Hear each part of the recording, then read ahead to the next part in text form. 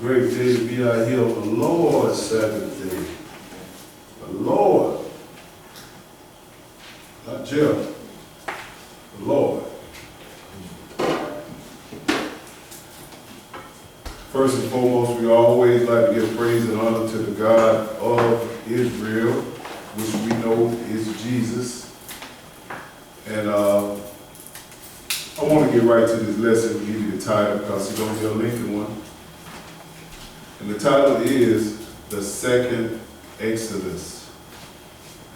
The Second Exodus.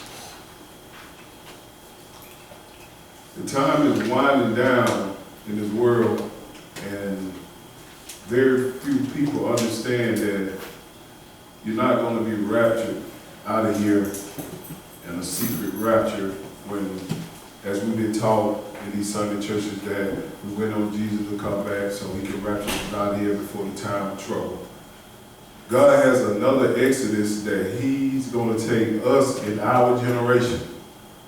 The same Exodus, we're going to go in the exact same way that Moses took the children of Israel out of the house of Egypt into the wilderness. But if you're not mentally prepared for this, to recognize your transportation, to recognize, I hear a lot of people talking about reparations, about getting things for what they did to the slaves back in the day. And it's going to be some type of reparation for us at the end. But the thing is, they're going to furnish our way to the wilderness in the place of safety. So we got to make sure that we recognize our transportation and understand when it's time to go. So I want to make people understand today about Jesus, his second Exodus, that he's going to lead us out in the wilderness. But before that happens, it's going to have a lot of pain that's going to be brought in the world that's going to hit this earth. And I want to just prepare y'all mentally about this Exodus, the second Exodus, so you'll be prepared to not waste no time when you see that third temple in Jerusalem being built. You need to get ghosts. You need to find your transportation. You need to get in the wind. So we want to make sure you understand that.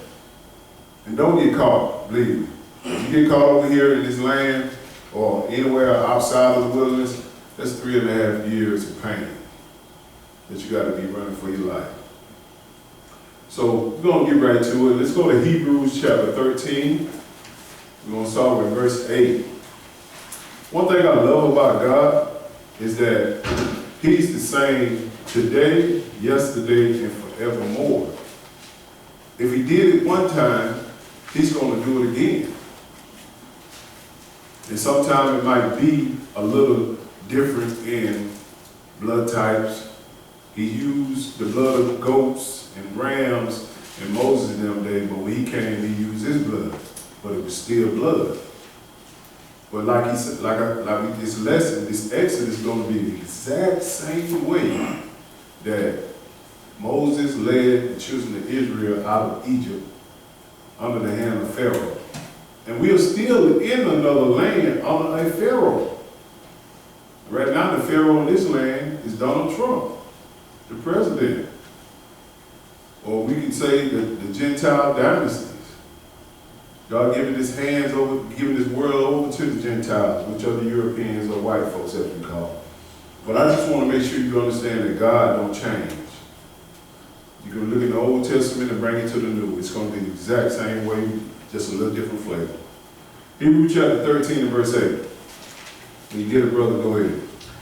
Jesus Christ, the same yesterday and today and forever. He's the same. Whether people know it or not, Jesus Christ is the God of the Old Testament. And also he's the God of the New Testament. The Father, we haven't even dealt with him at any time. We're waiting on the Father to come down on the 8th day, if you guys can understand. Go ahead. Be not carried about with divers and strange doctrines. He's telling us, don't be carried about with divers, meaning many and strange doctrines. Like you're going to be raptured out of here, the secret rapture, where Jesus going to steal you off the earth. That is a strange doctrine that's not written in this book. we're going to have to go through this Exodus. And they're going to have to push through it. So we're not carried away with strange doctrine because we read it. Go ahead. For it is a good thing that the heart be established with grace, Yes, sir. not with meats, which have not profited them that have been occupied therein. He says it's a good thing that your heart, meaning your mind, be established with grace. Meaning we have grace now to get our mind mentally right now. And he said, we're not serving God for meat, for food. That's what most people now, you got some food in front of them, you got all their attention. You got it. But we serving God right now for how he protecting us, giving his blueprint right now. The blueprint how to escape the time of trouble. That's what we got to make sure we understand here. We're not carried away with strange doctrine. Like I say, the rapture, Christmas, Easter, Sunday worship, all this stuff. It's strange according to the book. But he's the same today, yesterday, and forevermore. So let's go back to Exodus chapter 20. Let me show you something. Let's look at the blueprint. Let's look at Ezekiel, excuse me. Thank you. Ezekiel, I want to get in Exodus bad. Ezekiel chapter 20 and verse 34. And God told us in Ezekiel that he's going to do the exact same thing in our generation that he did in Moses' generation.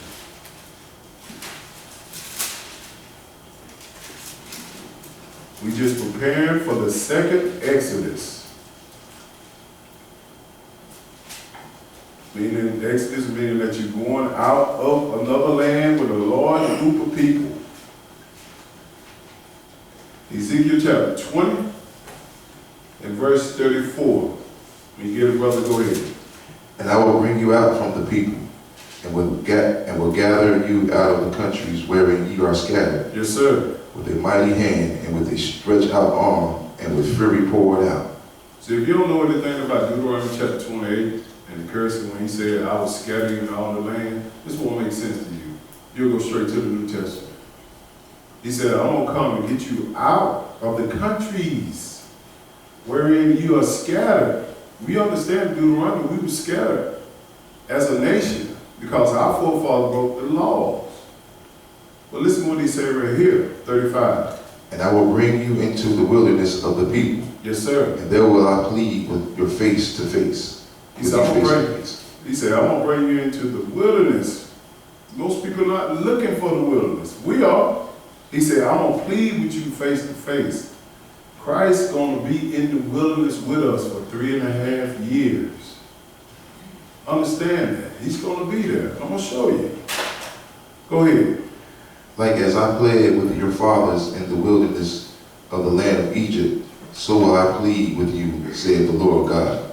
He said, like as I pleaded with your fathers in the wilderness. So we know that this is talking about future. It's not talking about the past because it's written in the Old Testament. This is future talking right here. He said, like I pleaded with your fathers in the wilderness. The same exact way. But we got to be mentally ready for the wilderness. Because some people can't serve God unless they're comfortable. They got to be comfortable. The right temperature, the right kind of food, the water, all that got to be right. I can't be drinking no water no dirty. Believe me, at this time right here, you better be drinking whatever. Water-wise, he give whatever he give you, excuse me. You got to make sure you understand this, because that's what got our forefathers in trouble. Well, once we learned about last week, how they was complaining.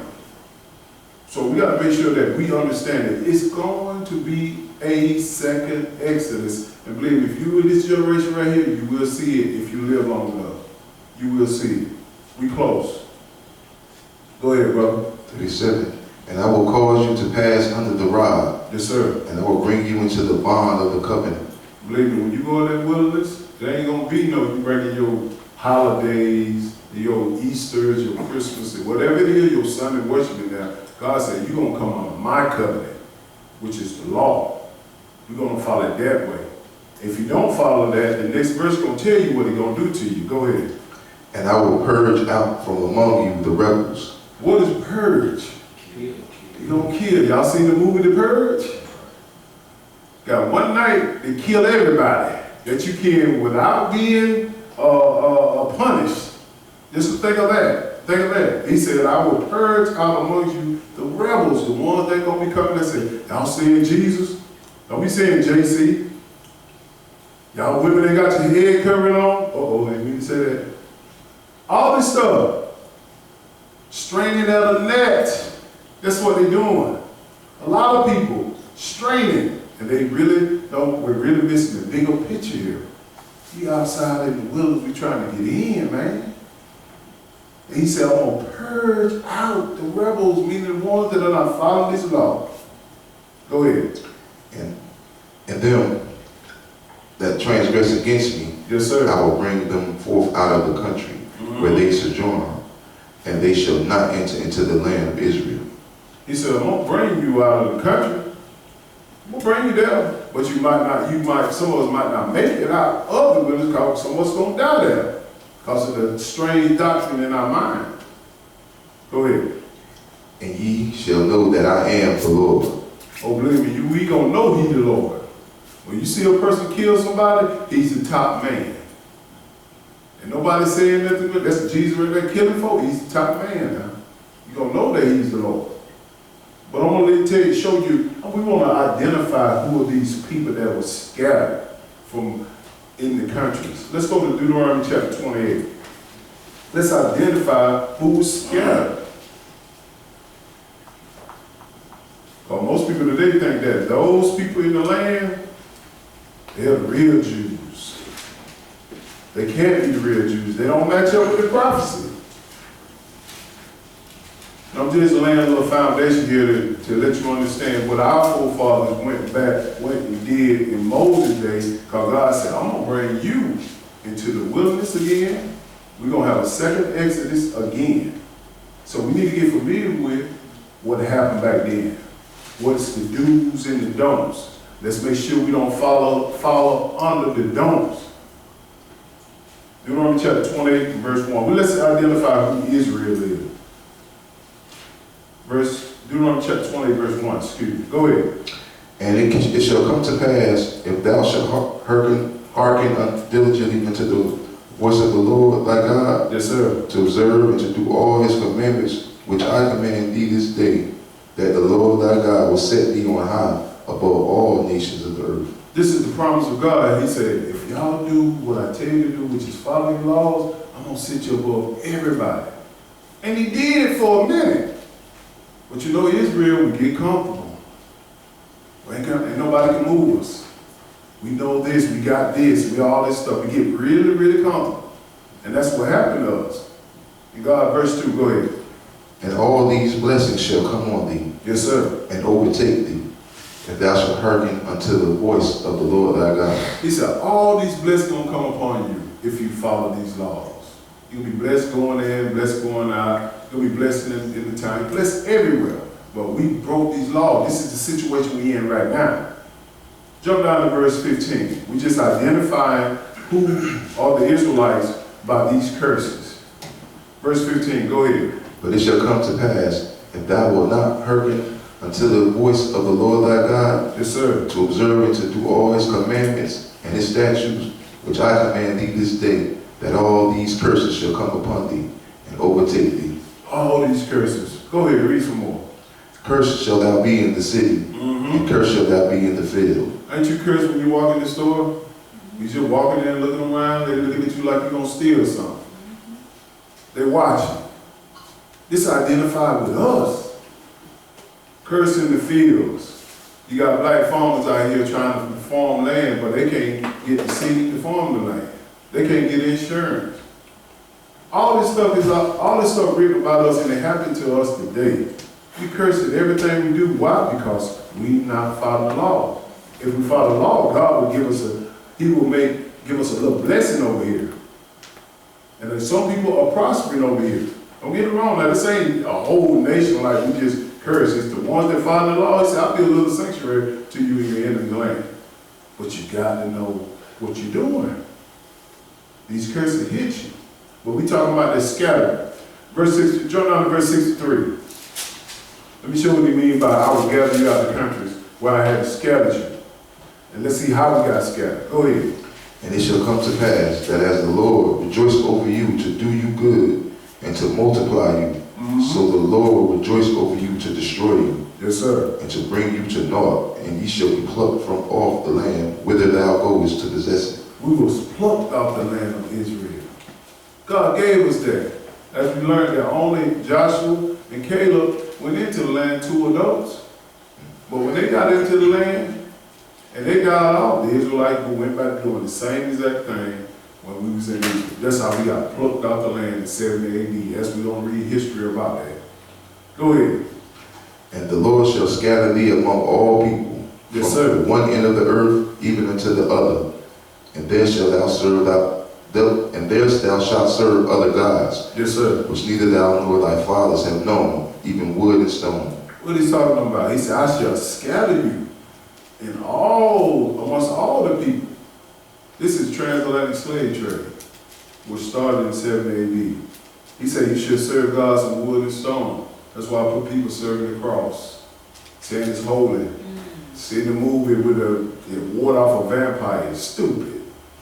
That was a death symbol that the Romans used to kill everybody. Jesus wasn't the only one that got killed like that. That's a death symbol. But this is what they serve, wood and stone. Go ahead. 65. And among these nations shalt thou find no ease. Wait a minute. Are we finding ease amongst these nations? We ain't finding ease. They locking us up. They killing us. They giving us long probation for a little simple crime. Man that done 30 years in prison except for a rape that he didn't even commit. All this stuff. Why? Because they break the laws. We break the laws, so we got a harsher punishment. But this is the stuff he's telling us about how you identify the people of God, the ones that were scattered, and why. Go ahead. Neither shall the soles of thy feet have rest, but the Lord shall give thee there a trembling heart, Yes, sir. and failing of eyes, and sorrow of mind. We can't rest. Some of us got to work 2 and 3 jobs just to make ends meet. A lot of times we overexert ourselves because we think we got to have all this stuff. But some people really just ain't got the skill or the level of talent to work and have a pretty decent, stay in a pretty decent neighborhood, have a pretty decent car. When you get out there in this real world, man, if you ain't equipped to learn something, got a better skill, you can't be average out here. Nobody telling you that you got to be boastful about it, but you need to find something that you can do. Because these people are not intent on us ever getting out of debt, which is financial slavery. They're not. This stuff called inflation, it goes up every year. Remember when I was a little boy, a can of soda was 25 cents. But now what a can of soda is now? $1? 75? And the job rate is not even, the payout rate, the pay is not even changing to match that. You got to make sure that you equip yourself. Go ahead. 66. And thy life shall hang in doubt before thee. Yes, sir. And thou shalt fear day and night, and shall have none assurance of thy life. Now, do that sound like the Jews over there in the land? Who fear day and night for their life? When my children go out here and go somewhere, I be like, man, I hope they do the right thing. I hope nobody don't run up on. Pray to the Lord, they protect. My family and my wife, all y'all pray for. I pray for y'all, pray for the church. Man, I hope they do right. Don't get caught up in no mess. Because we know what we are against. These are the Israelites you're talking about that was scattered. And he said, I'm going to bring you back in the land just like I did Moses. You're over here for a punishment for what your ancestors did. Go ahead. In the morning thou shalt say, Would God it were evening? Yes, sir. And at evening thou shalt say, Would God it were morning? You know how it is, man. You can't wait to get up in the morning so that day will be over. You can't wait to go to sleep so that day will be over. You can't wait. It all depends on how you work it. Some people work swing shift. Day and night. So, man, I'd be glad when the day comes. So it'll be over. Day and night. I'd be glad when night comes. It all depends on how you work. No ease. No ease. Go ahead. For the fear of thy heart wherewith thou shalt fear, Yes, sir. and for the sight of thy eyes which thou shalt see. you're going to see this and you're going to fear it, because when you understand the scripture, you're going to be looking like, man, I see this thing. He hit me in the face like, I really can see it. I really can see it. And this scripture right here, verse 16, brought me in the truth right here. When I read this, I knew that we were the Israelites, the so-called African American. This scripture right here, verse 16, go ahead. And the Lord shall bring thee into Egypt again with ships. Yes, sir. But the way whereof I spake unto thee, thou shalt see it no more again. And there ye shall be sold unto your enemies for bondmen and bondwomen, and no man shall buy you. Who brought into these lands with slave ships and was sold? Slave bondsmen is slave men. Bondswomen are slave women. That was us. We the only people that fix this. Those people in the land don't fit this. We are the real Israelites. And he said, I'll bring you into Egypt again. If you look and see what Jerusalem is and Egypt is, they connected. You don't need no ship. Egypt is talking about bondage. You can read Ezekiel, if you read Exodus chapter 20, it means the house of bondage. He put us in under Pharaoh before the flood, and then after Pharaoh, he put us there under all the Gentiles. These are the Israelites we're talking about. But Jesus warned us also that this time will come of being a scattering. Let's go to Luke chapter 20. I just want to lay a little foundation so people understand that we know what we're talking about. It's going to be a second Exodus. It's going to be the ones that were scattered and plucked off the land, which are the so-called African Americans that scattered all over the world. He's coming to get us. But will you and will I recognize the transportation? When you get that reparation, that little piece of stimulus check they're going to give you, or you going to say, man, no, I ain't going nowhere. I'm finna ball till I fall now. Shoot. Got me a little money. I wait around for a little bit. I know the Pope built that third temple over there. But I can go enjoy myself a little bit. Well, you better take that money and get on that boat or that plane and ride. He's going to make sure he gives you a free transportation. You ain't got to worry about no passport. You ain't got to worry about none of that stuff. It's going to be free. Believe that, because they're getting tired of us right now. Real tired. Let's see what Jesus is talking about. Luke chapter 20 and verse 20. Jesus warned us the same thing.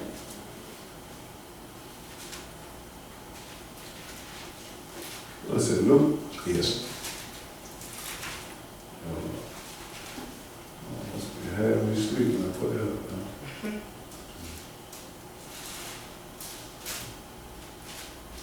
Should have at the right spot. But we gotta make sure we see this. I want y'all to see it.